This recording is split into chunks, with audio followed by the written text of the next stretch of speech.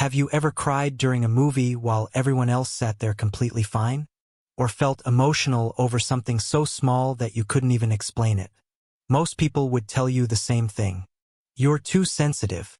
But what if they're wrong? What if crying easily isn't a weakness at all? What if it's actually a sign that your brain processes the world differently? Psychology has discovered something fascinating.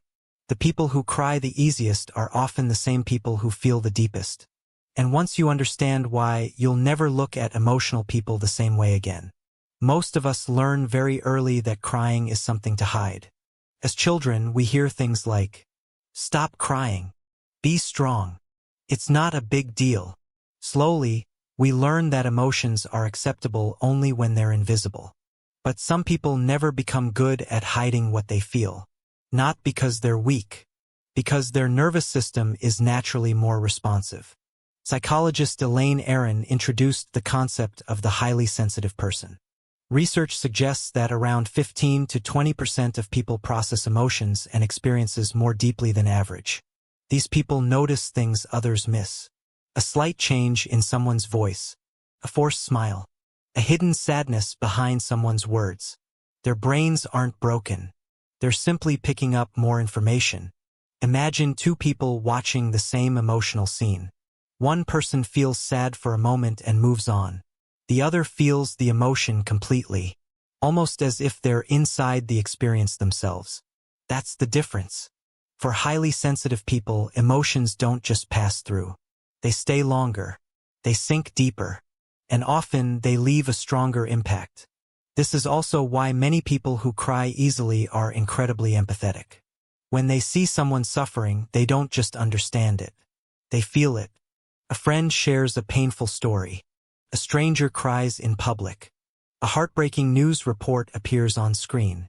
And suddenly, their eyes fill with tears. Not because they're dramatic, because their brain mirrors the emotions around them. Psychologists call this empathic resonance. It's one of the reasons emotionally sensitive people often become the listeners, the caregivers, and the people others trust most. But there is a hidden cost. Feeling deeply can be exhausting. Many sensitive people replay conversations for hours. They think about things long after everyone else has moved on. A single emotional moment can stay with them for days, sometimes even years. Yet this same trait gives them something extraordinary. Depth. The ability to understand people beyond the surface. The ability to connect with human experiences in a way many others never do. And then there's something even more surprising. Science suggests that emotional tears may actually help regulate stress. Researchers have found that emotional tears contain stress-related chemicals, which means crying may be one of the body's natural ways of releasing emotional pressure. Think about how you feel after a genuine cry. Not during it, after it. There's often a sense of relief, a feeling that something heavy has finally been released. That's not weakness. That's your nervous system doing exactly what it's designed to do. So maybe we've misunderstood emotional people all along. Maybe strength isn't about feeling less. Maybe strength is about allowing yourself to feel fully without becoming ashamed of it. Because people who cry easily are often the people who care deeply, love deeply, empathize deeply, and experience life deeply. The world may call them sensitive. Psychology calls them different.